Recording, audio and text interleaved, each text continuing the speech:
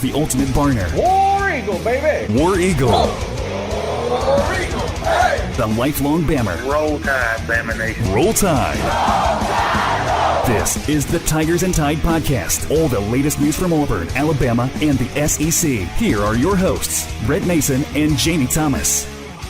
All right, here we go with another Tigers and Tide podcast. My name is Brett Mason. I am your resident Barner, and my partner in crime, Jamie Thomas, your lifelong Bammer. And we're going to jump right into 5 things Alabama needs to do to take down this Arkansas team this weekend and get back on track. Well, it's anytime you come off a loss against a team like Ole Miss, Ole Miss showed up. They played hard. They wanted it better than Bama, or wanted it more than Bama. The injury situation with Kenyon Drake going out was such a gruesome injury. Kelly being out, and then all the other, beats and bang-ups that they suffered. It's going to be tough for them, to go into an environment like Fayetteville and play at the level that, not just the armchair quarterbacks like us expect them to, but that their coaches, Coach Saban and Coach Kiffin and all those guys expect them to.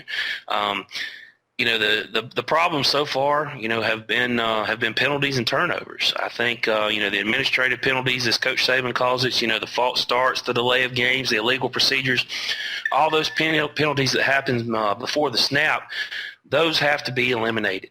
That's what kills you. If you're driving the ball and you're 1st and 10 on the opponent 30-yard line, and your freshman left tackle jumps off sides, or you've got too many men in the backfield, or you've got a delay of game because Blake Sims can't get the team up to the line of scrimmage to get the ball snapped. That's what kills momentums, and that's what kills drives. Much more than something like a downfield holding or a block in the back, an action penalty type stuff. And then, of course, there's, the turnovers. Bama has done a horrible job of securing the football this year, whether it be with, interceptions or fumbles. I mean, it's been a rough year. It's been very un-Alabama-ish football. Well, I'll tell you that both of those things are just so uncharacteristic. And I was thinking about it the other day.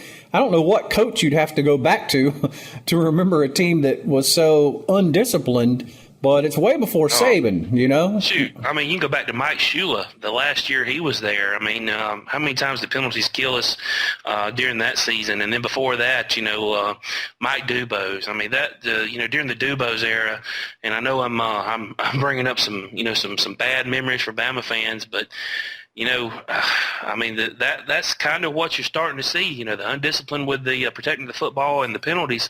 I mean, it really goes back to those days to where, Bama just wasn't that great. And what is because, I mean, you follow much more closely than I do. What do you think accounts for that? Because they're not a super young team, so it's not a youth thing, and you got one of the best coaches in the business for discipline. What do you think has gone wrong there? That's hard to say. I mean, that is really hard to say. You don't know. It takes more than a coach to instill this into the players, this discipline. They have to have a leader on the field, someone that's going to get into an offensive lineman's face.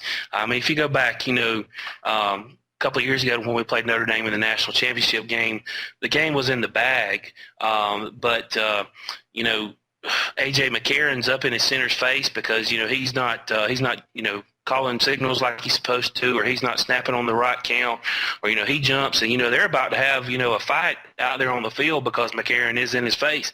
And you just don't see that with Blake Sims. He seems to be more of a nice guy, pat you on the butt type quarterback. They don't seem to have anybody in that huddle that is willing to get in somebody's face to get the team back on the right track.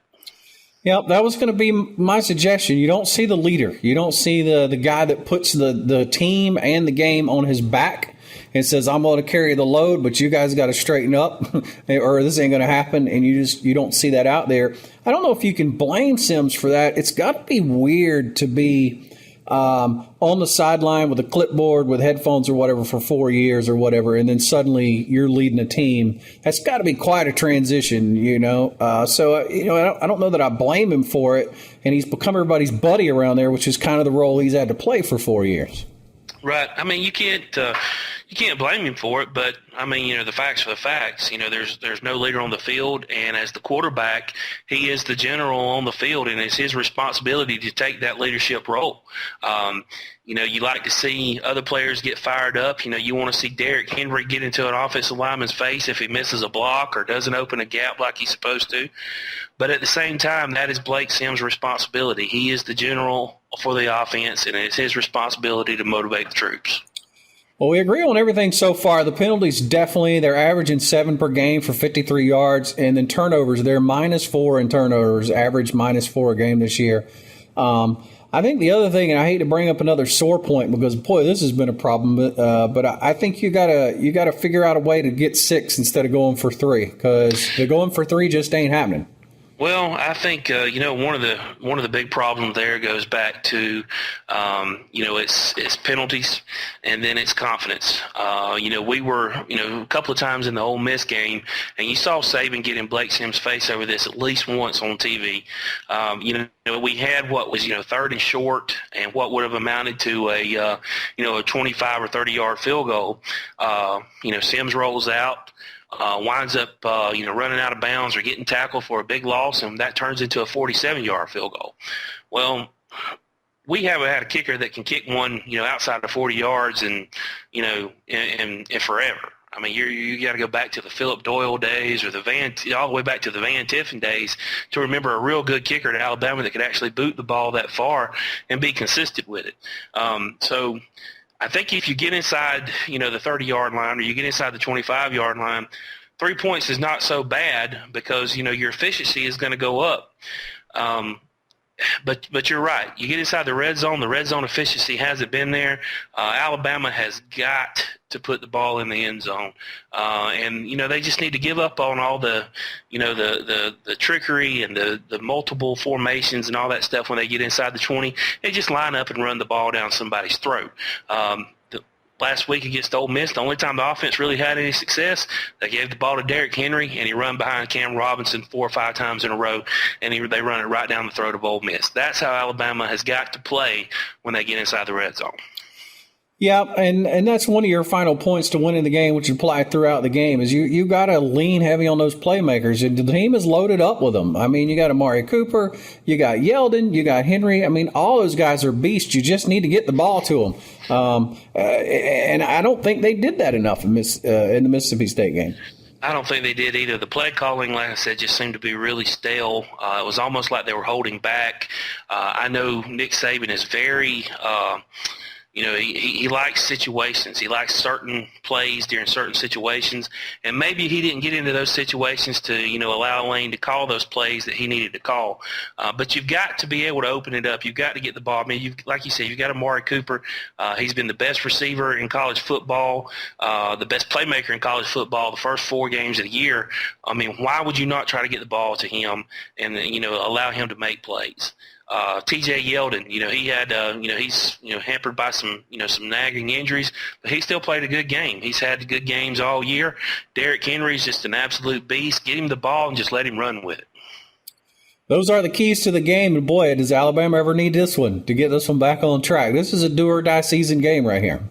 Absolutely. If they lose this one, you can kiss any chance of a playoff appearance goodbye for Alabama. And then, your best hope is to get out of the season with 2 losses and hopefully upset a few folks along the way. We'll see how it shakes out this weekend. It should be a good one. Tigers and Tide is a weekly podcast covering football in the state of Alabama and the SEC. We don't claim to be football gurus or talking heads. We're fans just like you.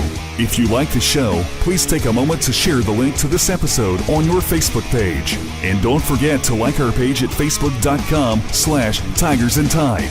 That's facebook.com/Tigers and Tide. Have a great weekend and War Eagle. And Roll Tide.